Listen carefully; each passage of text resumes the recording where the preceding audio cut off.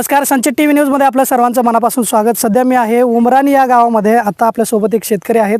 फक्त 65 गुंठ्यामध्ये जवळपास 35 टनाचं द्राक्षाचं उत्पादन घेतलेलं आहे। त्याचबरोबर सध्या छाटणी सुरू आहे, सध्या हा माल हार्वेस्टिंग सुरू आहे। त्याचबरोबर बागेमध्ये सुद्धा 35 टनाचं उत्पादन निघाल्यानंतर सुद्धा पाठीमागं 5 टनाचं अजून बेदाण्यासाठी माल उपलब्ध आहे। तर इतकं ही किमया जी करून दाखवलेलं आहे ते आहेत द्राक्ष सल्लागार अनिल तेली, उमराणी गावचे हे शेतकरी आहेत। द्राक्ष सल्लागार म्हणून काम करतात, अनेक वेगवेगळे प्लॉट ते स्वतः बघतायत, शेतकऱ्यांना मार्गदर्शन करतात। द्राक्ष शेतीमध्ये चांगलं आणि योग्य मार्गदर्शन त्यांचं असतं। बघूयात त्यांच्याच हा शेतातला हा प्लॉट आहे, नेमकं ही किमया कशी साधली आहे ते त्यांच्याकडूनच आता आपण जाणून घेणार आहोत। जर सगळ्यात पहिल्यांदा तुमचा पूर्ण परिचय करून द्या। मी राहणार उमराणी, माझे मूळ गावच उमराणी असून आणि आपलं 20 एकर जमीन आहे। वडिलांची आपलं 20 एकर जमीन आहे आणि त्या 20 एकरमध्ये आपण 2 एकरचं थॉम्सनचं प्लॉट हे केलं, लागू केलेलं आहे। आणि 65 गुंठ्यामध्ये 1410 गुणिले 5 65 गुंठ्यामध्ये 1400 झाड आपण प्लांटेशन केलेलं आहे। अच्छा, ह्या बागेला 5 वर्ष पूर्ण झालेलं आहे, 5वा उत्पन्न आहे आपला।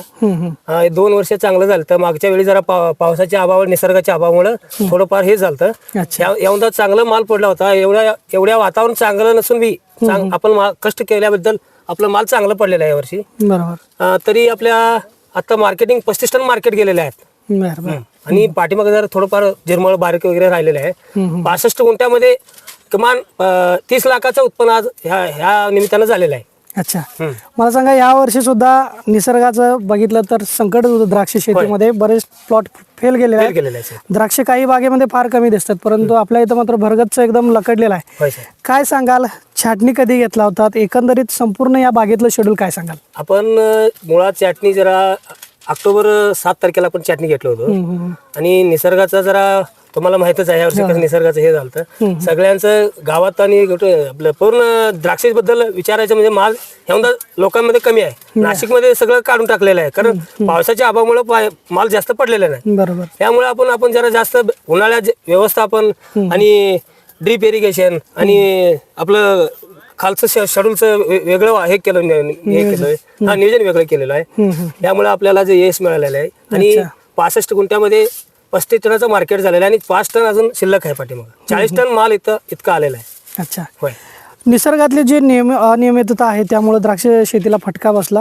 अनेक वेळा काडी बनायला, काडीमध्ये गर्भधारणा व्हायला वेळ लागत होता। अशा सिच्युएशन मध्ये तुम्ही काय केला मग? आपण बघा, मुळात काडीला गर्भ जाण्यासाठी उष्णताची गरज आहे। ह्या वर्षामध्ये उष्णता आपल्याला पाहिजे एवढं भेटलेलं नाही।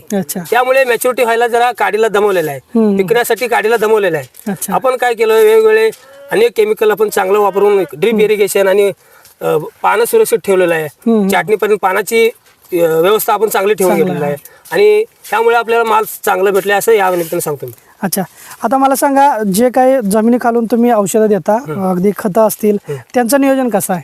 नाही, ते आपण रेग्युलर कसं करतो तरी पण जरा आपण ह्या वर्षी पाऊस जास्त झाल्यामुळे जरा जास्त ड्रीप इरिगेशन जास्त केलेलं आपण। शेणखत किंवा मळीचा काय उपयोग आहे? शेणखत आपण दरवर्षी याला 60 एल शेणखत टाकतो। अच्छा, 2 वेळा बेसल डोस म्हणून आपले सरकारी खत आपण टाकत असतो, म्हणजे माल फुगा आणि क्वालिटी आणि कीपिंग क्वालिटी चांगलं निघावं त्यासाठी आपण सरकारी खताचा पण बेसल डोसाचा पण वापर करतो।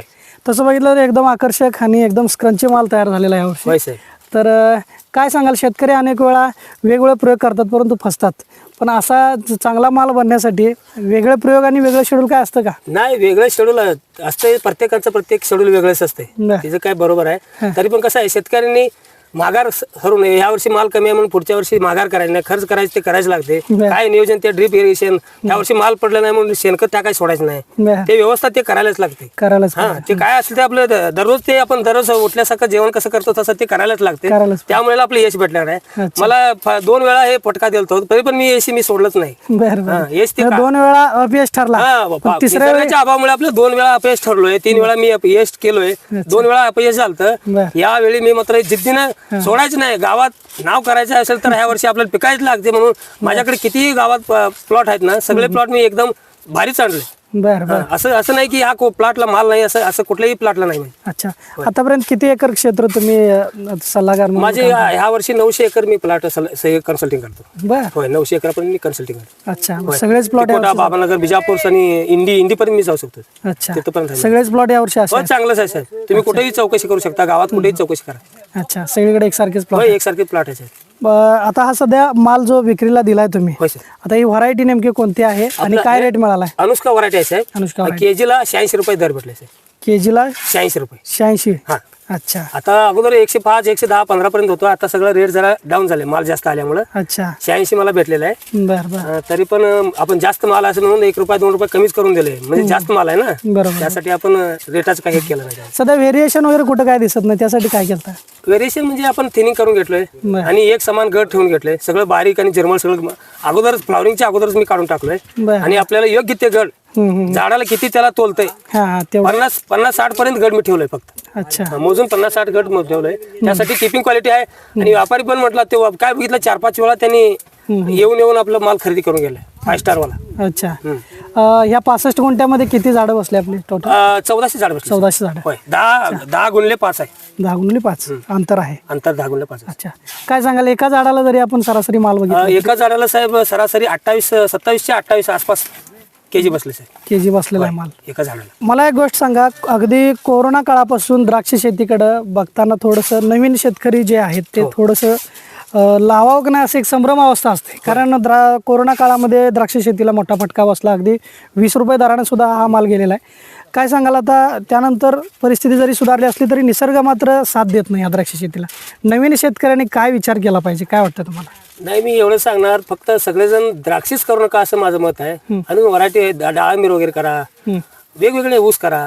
फक्त डाळिंब सगळं कसं आहे, आता रेट आहे म्हणताना सगळेजणांनी द्राक्षी करू नये. हा, किती पाहिजे एकरी, एका माणसाला 1 एकर 2 एकर बाद झाला. 1 एकर 10 एकर 20 एकर करतात, तसं द्राक्षी करू नये. कसं आहे, जास्त द्राक्षाचं उत्पन्न जास्त नाही आलं तर मग ऑटोमॅटिक रेट जरा कमीच होणार आहे. सगळी करावी शेतकरी. डाळिंब करावं आपलं, आणि मोसंबी, संत्रा सगळं वेगवेगळे अनेक आहेत, ऊस आहेत, वेगवेगळे करावं. फक्त द्राक्षीवर जास्त करू नये. कसं झालंय, 2 वर्ष पावसाच्या अभावामुळे माल जरा कमी आहे म्हणताना रेट झालेला आहे. अच्छा, हा, पुढच्या वर्षी एवढं वातावरण जर चांगलं असेल, शेतकऱ्यांनी एवढा दर भेटतो काय कोणास ठाव, काय सांगता येत नाही, पुढचं काय सांगता येत नाही. त्यासाठी मी म्हणतो सगळी कर्ज जावा, डाळिंब करा, ऊस करा, वेगवेगळी पिकं घ्यायला पाहिजे. फक्त द्राक्षीवरती अवलंबून राहावं असं माझं मत आहे. अच्छा, आता 1400 झाडं आहेत, 65 गुंठ्याचा हा प्लॉट आहे आणि जवळपास 35 टनापर्यंत उत्पादन द्राक्षाचं तुम्ही घेतलेलं आहे. जर आपण आर्थिकदृष्ट्या कॅल्क्युलेशन केलं तर यंदाच्या वर्षी 86 रुपये रेट तुम्हाला ह्या अनुष्का व्हरायटीमध्ये मिळालेला आहे. तर एकूण उत्पन्न किती होईल यावर्षी? पण 30 लाख पर्यंत झाले साहेब. 30 लाख. अजून ते बेदाने एक अर्धा टन माझ्या हातात, अर्धा टन 600 किलो पर्यंत होईल. ते 1-2 लाख पर्यंत होईल. एक 32 लाखाचं उत्पन्न झालं साहेब. उत्पन्न झालंय. अच्छा, सरासरी ह्या बागेमध्ये ह्या 35 गुंठा, ह्या 65 गुंठ्यामध्ये खर्च जर विचार केला आपण, किती खर्च झालाय? माझा 2,20,000 रुपये खर्च झाला साहेब. 2,20,000 रुपये खर्च. अच्छा, जास्तीत जास्त खर्च पण करत नाही मी, जास्त शेणखतावर आणि जास्त बळ असते माझं, शेणखत वगैरे जास्त टाकत असतो. 2,20,000 पर्यंत टोटल खर्च झाले साहेब. मित्रा बोलवर आहे माझा, अच्छा, मारण्यासाठी औषध मारण्यासाठी. औषधचं पण बचाव स्वतःच आहे. स्वतःच आहे. अच्छा, त्याद्वारे आपण सगळे फवारणी त्याद्वारे करतो साहेब, ड्रिप आणि फवारणी. अच्छा, द्राक्ष शेतीचं जे हार्वेस्टिंगसाठी ज्यांनी घेतलेलं आहे तर ते आपल्यासोबत आहेत. आता ते हिंदी भाषिक आहेत, मराठी समजत असेल थोडंफार? हाँ, थोड़ा समझता है, बोलना नहीं आता. अच्छा, भैया मला सांगा, ह्या बागेमध्ये किती वर्षापासून तुम्ही कटिंग करता? मी 10 वर्ष झाले कटिंग करते. 10 वर्ष झाले या बागात कटिंग करता? हाँ, 10 साल हो गया. अच्छा, इस मालिक का बाग कितने साल हो गए हार्वेस्टिंग आप करते हैं? अभी पहली बार आया इस किसान का पास. अभी इतना बगीचा हम घुमा है, किसी का बगीचा में इतना माल नहीं निकला है. अच्छा, और ये बगीचा में माल भी जो है ना सब एक्सपोर्ट क्वालिटी का माल है और माल अच्छा है, ज्यादा माल है. अच्छा, कितना टन अभी हार्वेस्टिंग किया? अभी तो 30-32 टन हो गया आज का पकड़ के, और पीछे है 8-10 टन माल अभी है. हाँ. अभी हार्वेस्टिंग शुरू है? हाँ, अभी शुरू है, कटिंग चालू है अभी. अच्छा, हाँ, और एक 5-6 टन माल निकलेगा अच्छा वाला. ऐसे. अच्छा, शेतकऱ्यांनी हारू नये, जिद्द सोडू नये. येणारा काळ हा शेतकऱ्यांचा असेल एवढं मी सांगेन. कारण शेतीशिवाय कोणाला अन्न मिळणार नाही. शेती हा आपल्या शेतकऱ्यांचं मातृ आहे. अच्छा, शेती सोडून आपल्याला काही नाही. किती जरी तुम्ही लाख पगार घेतला, आता मला सरासरी मी माझे आई वडील आणि मी तिघ जण असतोय, तर भाऊ माझं मेडिकल मध्ये असतोय. अच्छा, तरी पण हिशोब काढला तर माझ्या आई वडिलाला मलाही देखील हा. प्रत्येक माणसाला 20-20 लाखाच्या हिशोबाने होते. बेदाना एक 10-12 टन बेदाना होते साहेब. माझं 2 एकर बाग आहे. अच्छा. त्याच्यात 12 टन बेदाना होते माझा. बरं. आणि एक 30-32 लाख होते. टोटल 60-65च्या आसपास माझे पैसे होईल यावर्षी. अच्छा. मग मी म्हणतो शेती एवढा मोठा पण नाही, शेती एवढं कमी पण नाही. बरं. फक्त शेतीचे जिद्द सोडू नये शेतकऱ्यांनी. तुम्हाला जर ह्या सिच्युएशनला जर एखादी चांगली नोकरी मिळाली तर कराल का? नाही साहेब, नाही. शेती सोडून करणार नाही. बर. काय नोकरीमध्ये काय एकाच्या ह्याच्याखाली आपण दबावाखाली जगायला शकते. हे आपल्याला कोण विचारणार आहे? आम्ही कधी पण खातो, कधी पण येतो, कधी पण औषध मारतो. आपल्याला कोण तरी विचारणार? वर्षाखेर 20 लाख रुपये उत्पन्न आहे. तेवढं तर आहे साहेब. कमी रेट म्हणजे ते 15 लाख रुपये होते साहेब. 15 लाख रुपये इकडे. अच्छा, खूप छान. हे होते अनिल तेली. खूप छान पद्धतीने असं शेती केलेलं आहेत आणि अनेक शेतकऱ्यांना सुद्धा खूप छान असं मार्गदर्शन देखील केलेलं आहे. हार मानायचं नाही. एखाद्या वर्षी जर प्लॉट फेल गेलं तर जिद्द सोडायचं नाही, करत राहायचं. एक ना एक दिवस संपूर्ण खर्च काढून नक्कीच प्रॉफिटमध्ये राहिला असं त्यांचं मत आहे. तर धन्यवाद अनिलजी, आपण दिलेल्या Thank you, sir. शेतकऱ्यांना मार्गदर्शन केल्याबद्दल मनापासून धन्यवाद. आणि आता वेळ झाली इथंच थांबण्याची. पुन्हा भेटूयात पुढच्या बातमीमध्ये. तोपर्यंत पाहत राहा संचित TV न्यूज. अनिल बन्नेसह शुभम सावळगी, संचित TV न्यूज, महाराष्ट्र.